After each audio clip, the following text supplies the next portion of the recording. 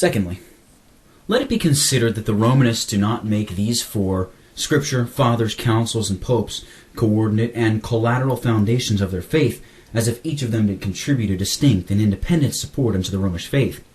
But indeed they make one of them totally to depend upon another, and at last reduce them all to one, and, to speak properly, to none. For the Fathers and Councils and the splendid name of the Church, however they are pretended to put a fair gloss upon a foul cause, yet indeed the authority of them all is as vigorously disputed against the most and learnedest Romanists as by any Protestants in the world. You remember that their great master Bellarmine told you that infallibility and supreme authority is not partly in the Pope, partly in the Council, but wholly in the Pope. What need we trouble ourselves further?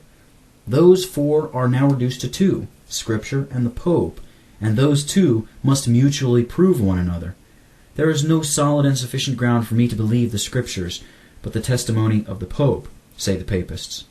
And there is no solid and sufficient ground for me to believe the authority and infallibility of the Pope, but the testimony of the Scriptures.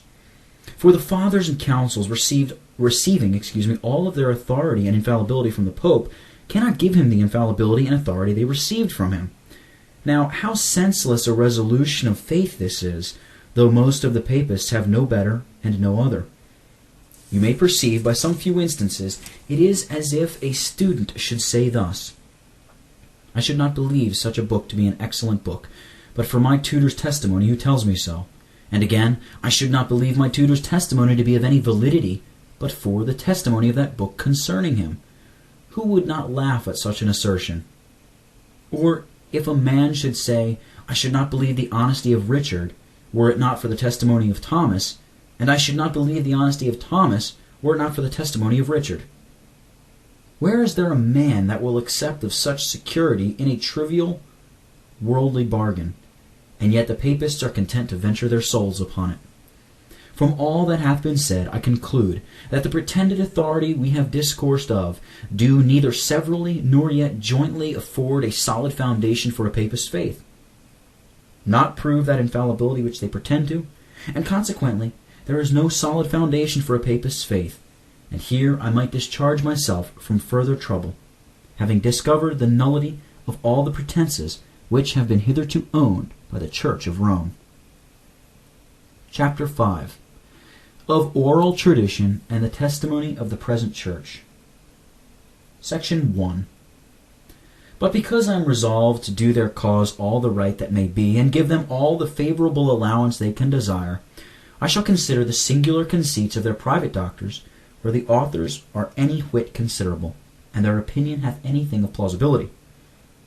There is then another shift, which some subtle Romanists have lately invented, who, perceiving how their brethren have been beaten out of the field by strength of Scripture and argument in their conceit about the infallibility of the Pope or Council, come in for their succor with an universal tradition and the authority of the present Church.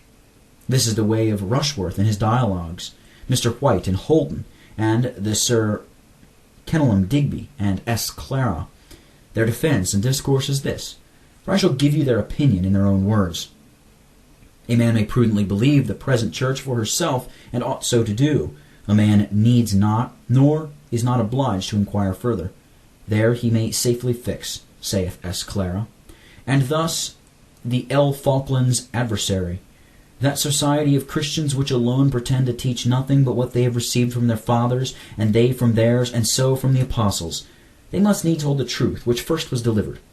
For if they could teach falsehoods, then some age might either have erred in understanding their ancestors, or have joined to deceive their posterity, neither of which is credible. But the Church of Rome, and they only, pretend to teach nothing else, etc. Ergo, they must needs hold the truth.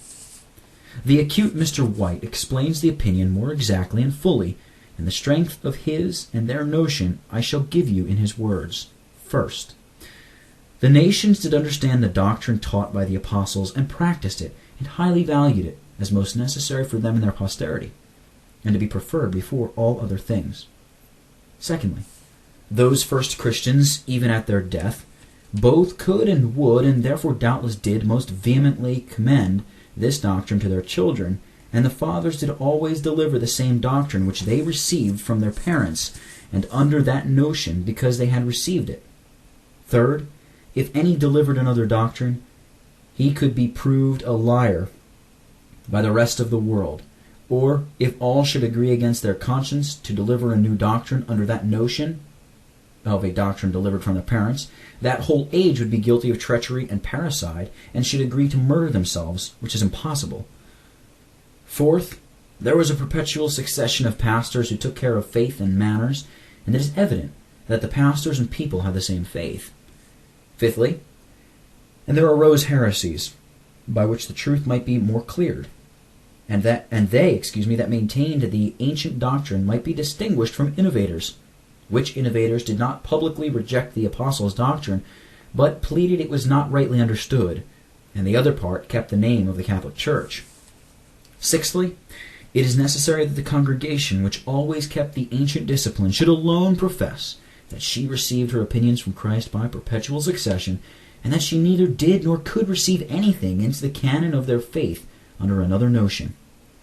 Seventhly, as certainly therefore as one may know that the congregation of believers, which at this day is called Catholic, is animated with a number of learned and wise men, so certainly will it be known that she is not conscious of any newness of doctrine, and therefore there is no new doctrine.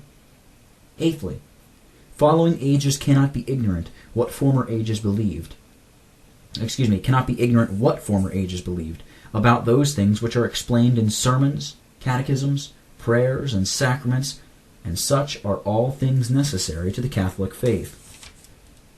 Ninthly, the doctrine delivered from hand to hand was confirmed by long custom, diverse laws, rewards, and punishments, both of this and the following life, monuments of writers, by which all would be kept in it. Tenthly, following rulers could not change the doctrine of their predecessors without schism and notorious tumult in the Church, as daily experience proveth.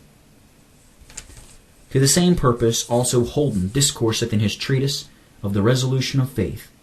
This is a new plea, and deserves special consideration.